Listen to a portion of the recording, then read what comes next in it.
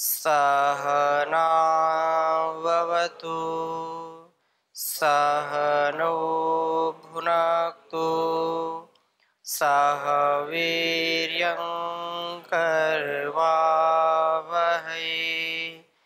तेजस्विनावधीतमस्तु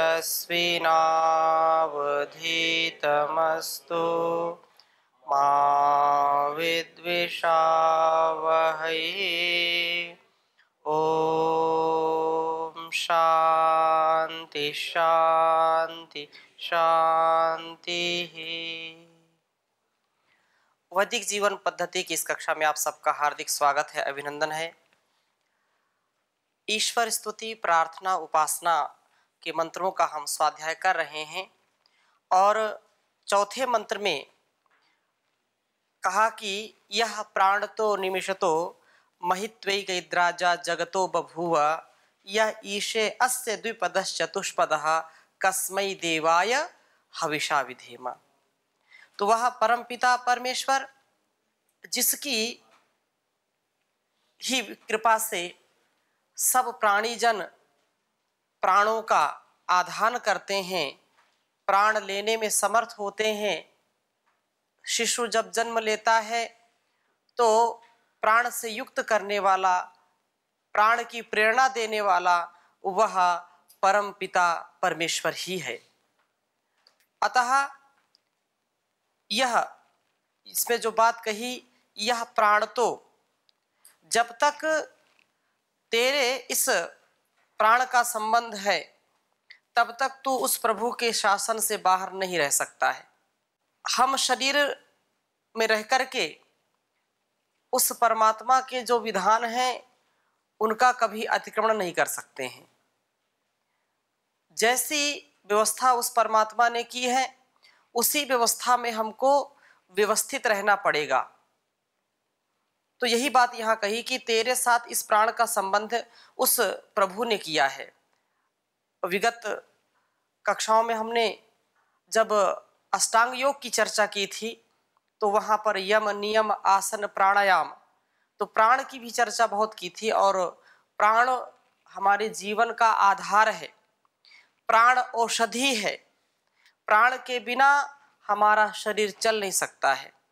प्राण यदि हमारा कमजोर है तो प्राण शक्ति के कमजोर होने से वो व्यक्ति कभी भी शक्तिशाली नहीं बन सकता है।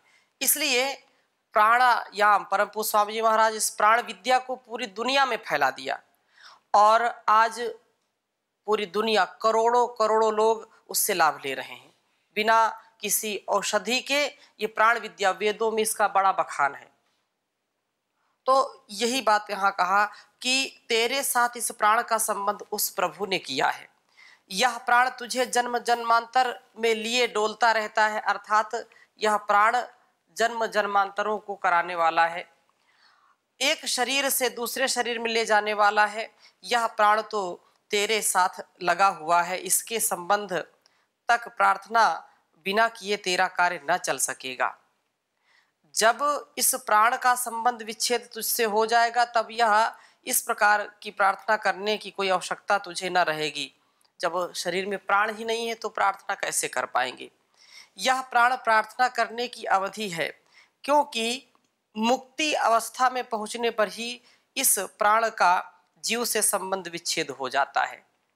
प्राणों से संबंध विच्छेद का उपाय यही है, प्रार्थना है। प्राणों से संबंध विच्छेद का उपाय जब हम प्रार्थना को बनाते हैं तो यह प्राण अलग हो जाता है, अर्थात हम मुक्ति को प्राप्त हो जाते हैं। मृत्यु के समय इसी प्राण के साथ जीवात्मा एक शरीर से निकल करके दूसरे शरीर में जाता है। अतः तू प्राणधारी है, तेरे लिए प्रभु की उपासना भक्ति अनिवार्य है। यदि हम अपने जीवन में सजगता, सतर्कता, सहजता, समरसता, सामर्थ्य, उत्साह की कामना करते हैं तो निश्चित रूप से प्रार्थना के बिना ये संभव नहीं है। प्रार्थना करने से हमारे अंदर सामर्थ्य आता है, प्रार्थना करने से हमारा आत्मबल बढ़ता है, प्रार्थना करने से हम हतोत्साहित नहीं होते हैं, हमारा उत्साह प्रबल होता है। इसलिए प्रार्थना हमारी आवश्यकता है। जब तक हम इस शरीर में हैं तब तक निश्चित रूप से प्राण की जो आत्मा के साथ संलग्नता है उसके लिए प्रार्थना परम आवश्यक है। इसलिए कहा यह प्राण तो जो प्राण वाले। और अगली बात क्या कही, निमिषतः चेतन तो क्या जड़ जगत भी प्रभु के आश्रित है। जड़ जगत में भी प्रभु के संकेत के बिना कुछ नहीं हो सकता है। एक तो मानवीय जीवन है, पाश्विक जीवन है, और जो चाहे थलचर हो, नभचर हो या जलचर हो, प्राणियों के रूप में जो भी संसार में है उसकी आज्ञा के अनुसार ही अपने जीवन को जी सकते हैं, अर्थात उसकी व्यवस्था में जी सकते हैं। वैसे ही जड़ जगत में, ये तो चेतन जगत की बात है, जड़ जगत में भी परमात्मा ने जो नियम बनाया है, जो विधान बनाया है, उसका ये जड़ पदार्थ भी अतिक्रमण नहीं कर सकते हैं। वो इसलिए कहा ना, प्राणी वाले और अप्राणी रूप, जो प्राणी रूप है और बिना प्राण वाले। तो जो है एक बार हम विचार करें कि एक परमाणु भी प्रभु की व्यवस्था से पृथक चल रहा है क्या? नहीं चल रहा होता।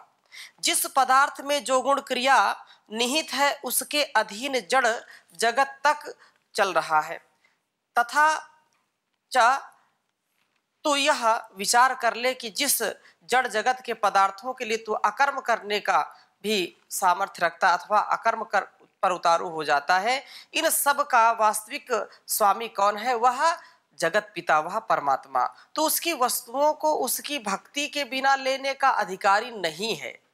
और जब तू उस प्रभु का बन जाता है तब उसकी सारी संपत्ति हमारी है। भाग तेरा भाग, तुझे सब कुछ मिल सकता है, वह प्रभु ही इस जड़ और चेतन का स्वामी है। ईशावास्मिदं सर्वम यत् किंच जगत्याम जगत तेन त्यक्तेन भुंजीथा मा गृधा कस्य स्विधनम। वो सारे संसार का स्वामी है, सबका वो पिता है, सारे संसार का रचने वाला है। और इसकी अनित्यता का विचार भी हमको हमेशा रखना चाहिए। वह प्रभु ही इस जड़ जगत का भी स्वामी है जिसके पदार्थों की तू कामना करता है। कोई भी हम कामना करते हैं तो वह मूलतः मूल में उसके कौन है? परमपिता परमेश्वर ही तो है ना। जो भी हम कामना करते हैं, सुख की कामना करें या आनंद की कामना करें, आरोग्य की कामना करें, अच्छे सुख संपन्नता, साधन संपन्नता की जो कामना करते हैं, तो वो कहाँ से आता है? उसका मूल कौन है? वो तो परमपिता परमेश्वर ही है ना। इसलिए उसकी विशेष हम भक्ति किया करें। अथवा ऐसा समझ लें कि पल जो है जब हमारा जीवन पूरा व्यवस्थित चल रहा है और कहीं किसी भी प्रकार से हमको कोई कष्ट मिलता है, अथवा अब जैसे पूरी दुनिया में दहशत फैली हुई है कोरोना को लेकर के, तो इस समय की स्थिति में हमको भक्ति अच्छी लगती है, क्योंकि भक्ति में ही शांति है, ईश्वर की अनुभूति होती है कि नहीं, प्रकृति है, ईश्वर है। और वो कितना भी बड़ा विज्ञान हम विकसित कर लें इस संसार में, वो परमात्मा, वो प्रकृति, यदि हमने गलत किया है तो निश्चित रूप से उसका परिणाम हमको भोगना पड़ेगा। हम विज्ञान को अपना अधिकार समझते हैं, अथवा जो भी पदार्थ हम उत्पन्न करते हैं वो सोचते हैं कि हम ही कर रहे हैं इसको, जबकि हमारा इतना सामर्थ्य नहीं कि हम एक कण मिट्टी का बना सकें, एक बूंद खून की बना सकें। ऐसा सामर्थ्य आज तक उत्पन्न नहीं हुआ है। लेकिन आश्चर्य है कि ये सब कुछ समझता है कि मैं मंगल, बुध, शनि, कहाँ कहाँ जो है चंद्र तक अपनी यात्राएं कर ली, तो समझो कि मैंने पूरी दुनिया को, पूरी ब्रह्मांड को मुट्ठी में रख लिया। ऐसी जो भूल कर बैठते हैं उसका दुष्परिणाम है। और लोग सब अपने अपने ढंग से लगे हुए हैं कि मेरा आधिपत्य हो संसार में, मैं दुनिया में राज करूं। तो ऐसी जो संकल्पना है वो अहंकार से युक्त होकर के कभी भी नहीं हो सकती है। अपने आप को ईश्वर का भक्त बनाएंगे, इस पिंड में उस ब्रह्म का, इस ब्रह्मांड में उस ब्रह्म का अनुभव करेंगे, उसके प्रति पूर्ण कृतज्ञता का भाव रखेंगे, तो ये सारा संसार आपका हो जाएगा। अगर ऐसा भाव नहीं रखेंगे तो निश्चित रूप से अहंकार से युक्त होकर के या हठ दुराग्रह से युक्त होकर के हम कभी भी आत्मिक सुख समृद्धि नहीं प्राप्त कर सकते हैं। बाहर कितना भी बड़ा विज्ञान हो, चाहे चीन हो, चाहे अमेरिका हो, चाहे रूस हो, चाहे जापान हो, ठीक है, भौतिक उन्नति करो, लेकिन भौतिक उन्नति भी किसके सामर्थ्य से आप कर रहे हैं? उस परमात्मा के दिए हुए सामर्थ्य से ही कर पा रहे हैं। और उसी को ही चुनौती देने लगे, उसी को चुनौती देने लगे, तो ये बात कृतज्ञता की है। जो कुछ भी उस परमात्मा से मिलता है, अपने जीवन के पल पल भर समय को सार्थक करते चलें और उस प्रभु के चरणों में अपना समय बिताएं।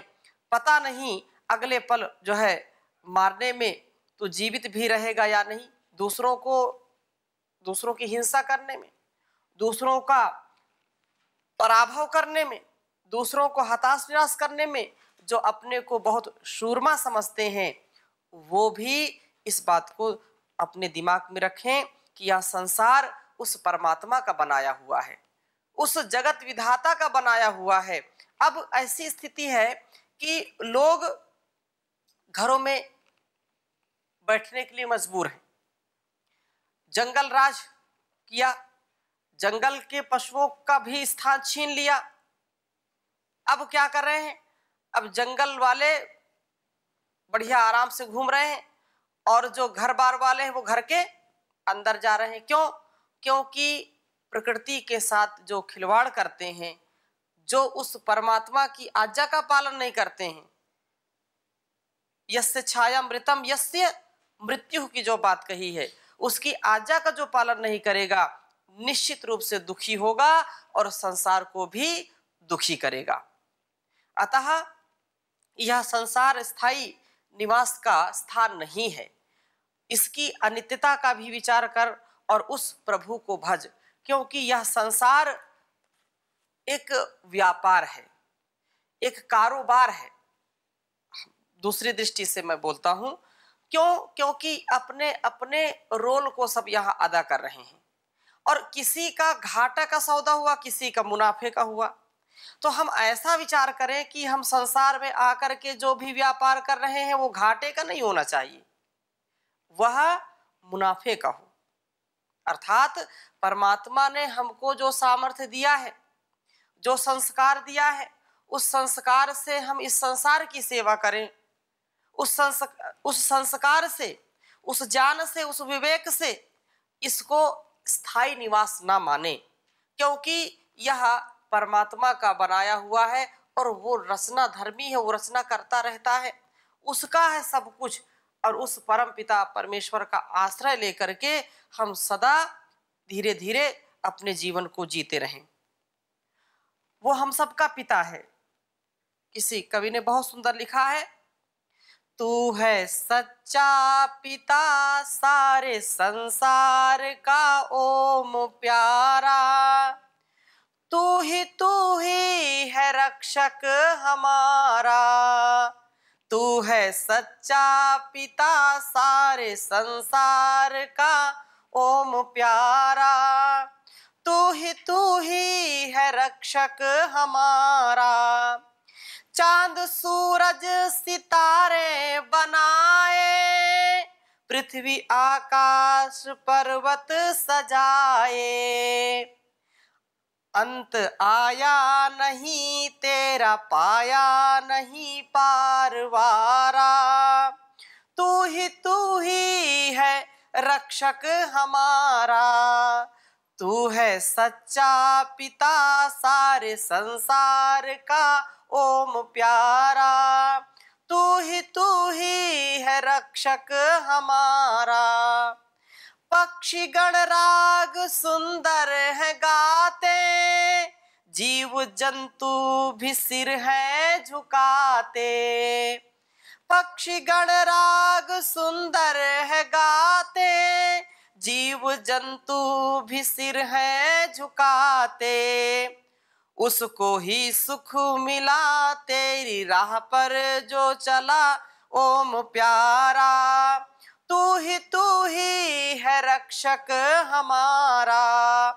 तू है सच्चा पिता सारे संसार का ओम प्यारा। तू ही है रक्षक हमारा। पाप पाखंड हमसे छुड़ाओ, वेद मार्ग पे हमको चलाओ। पाप पाखंड हमसे छुड़ाओ, वेद मार्ग पे हमको चलाओ। लगे भक्ति में मन करें संध्या हवन, लगे भक्ति में मन करें संध्या हवन। जग ये सारा तू ही है रक्षक हमारा। तू है सच्चा पिता सारे संसार का ओम प्यारा।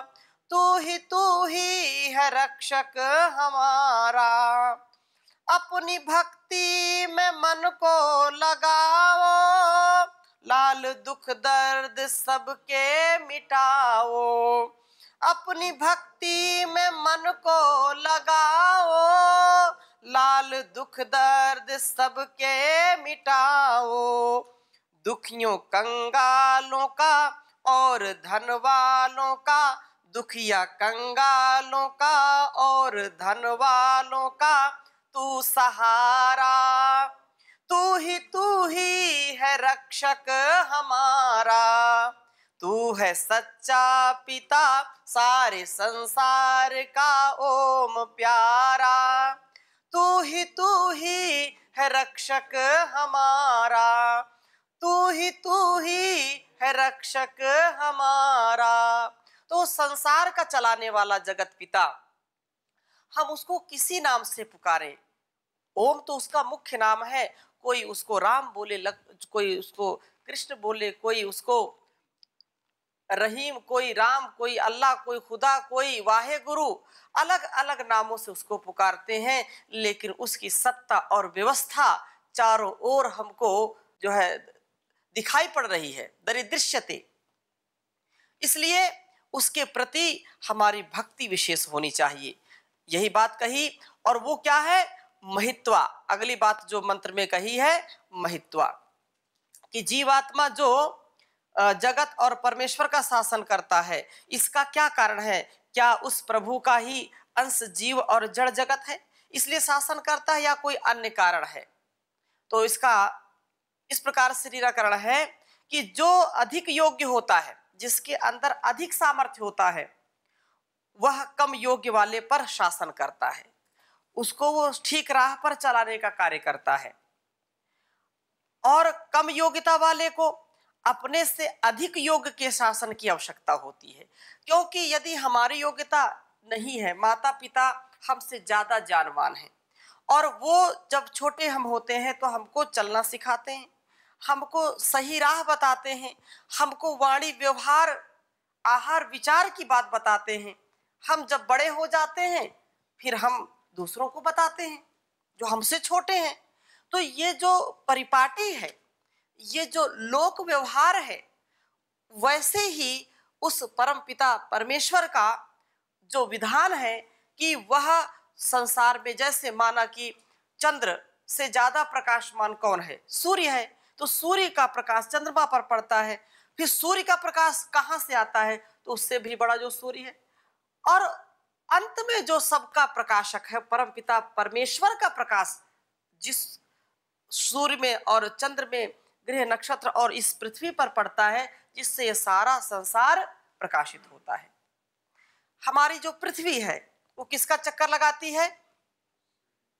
सूर्य का लगाती है। और चंद्रमा किसका चक्कर लगाता है? पृथ्वी का।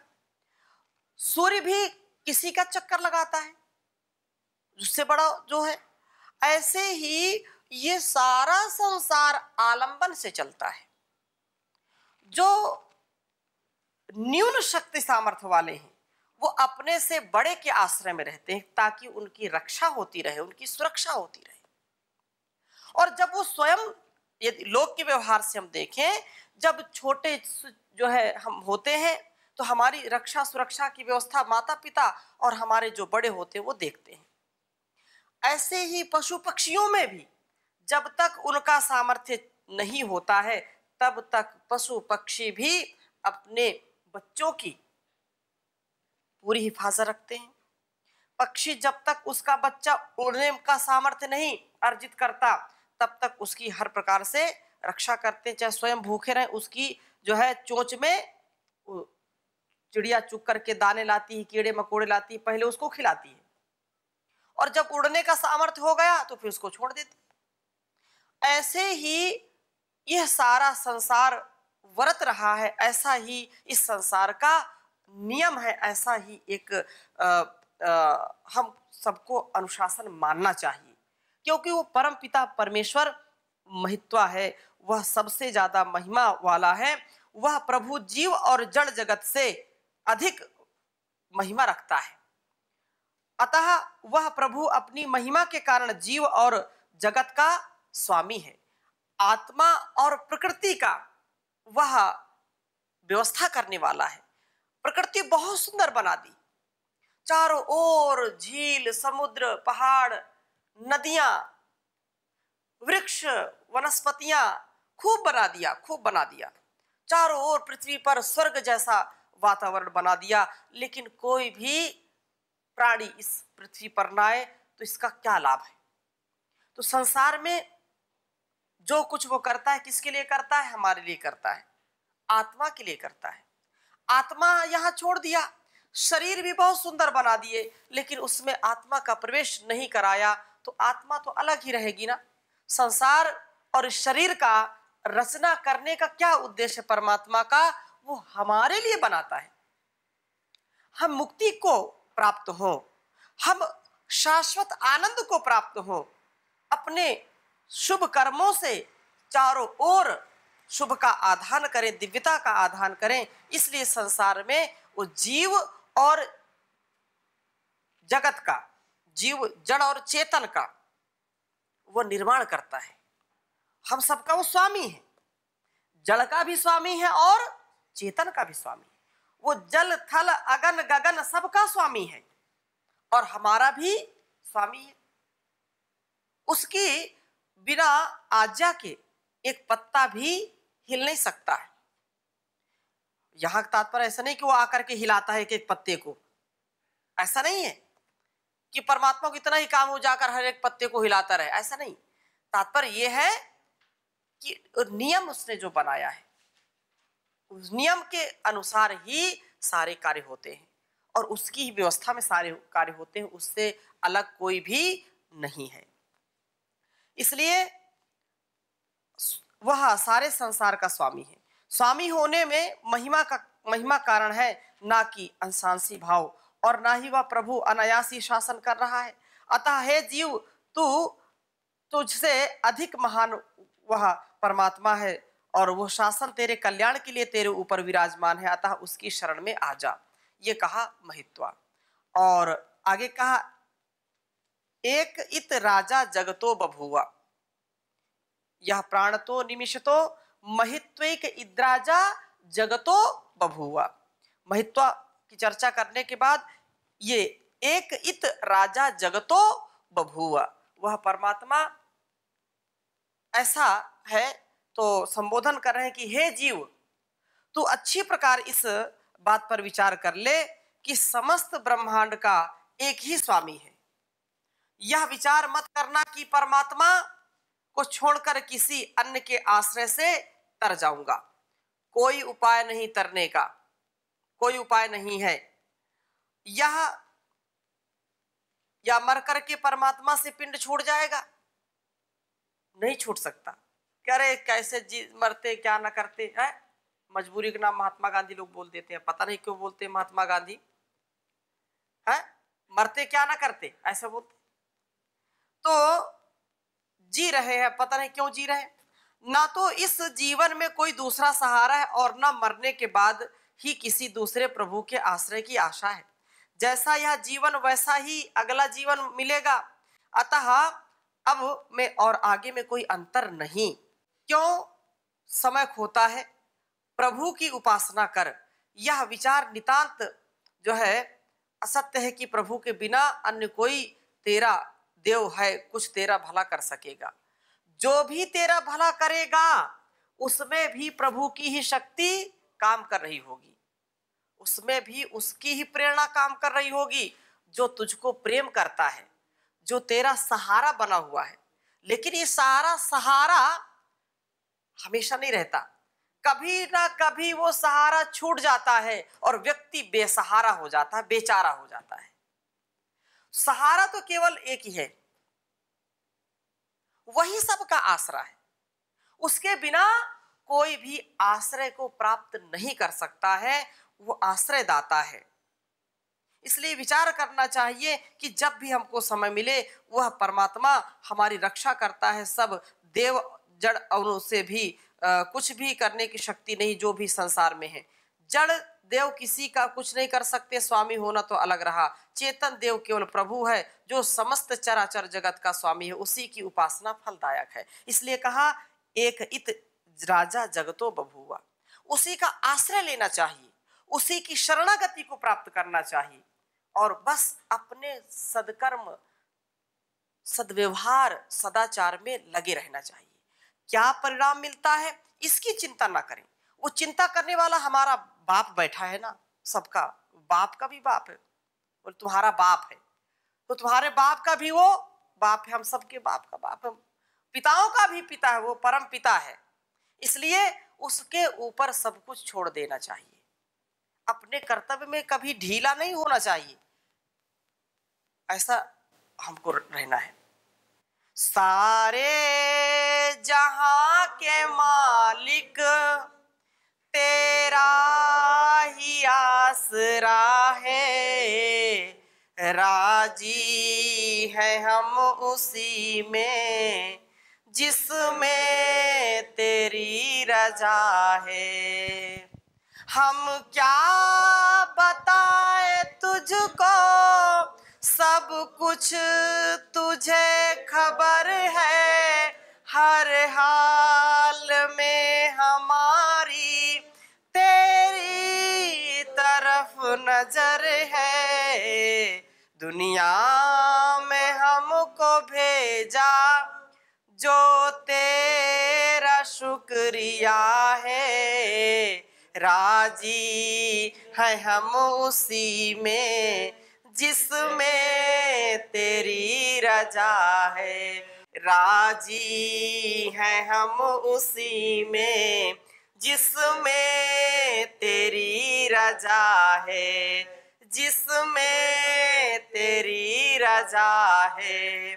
तो वेदानुकूल आचरण करें, ईश्वर की जो वाणी है उसका रसास्वादन करें और तद अनुसार अपने जीवन यापन करें। आज की कक्षा में यही तक, शेष चर्चा अगली कक्षा में करेंगे। ओम शांति शांति शांति।